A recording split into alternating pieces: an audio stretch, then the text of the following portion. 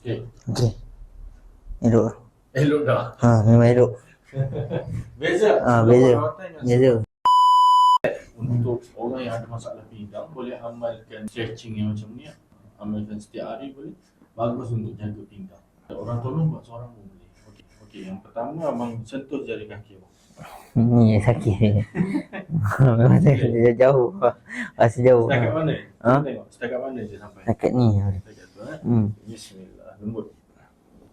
1, 2, 3, 4, 5,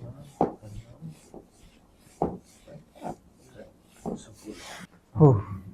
Dia rasa pinggang terasa, bawah ni terasa. Betul. Okay, ni step kedua senaman ni untuk penjagaan pinggang. Sekali lagi.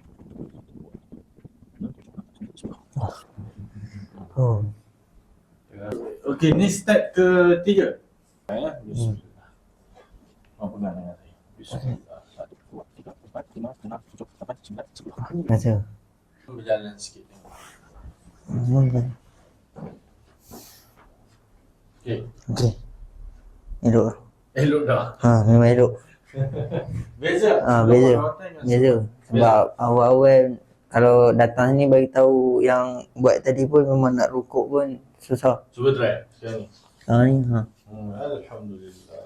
sebab kalau kita rukuk tu macam keras sikit ada macam ketul-ketul sebab ada tekak belakang kan. Faham? So lepas buat rawatan okey. Barawatan okey. Alhamdulillah. Okey, tu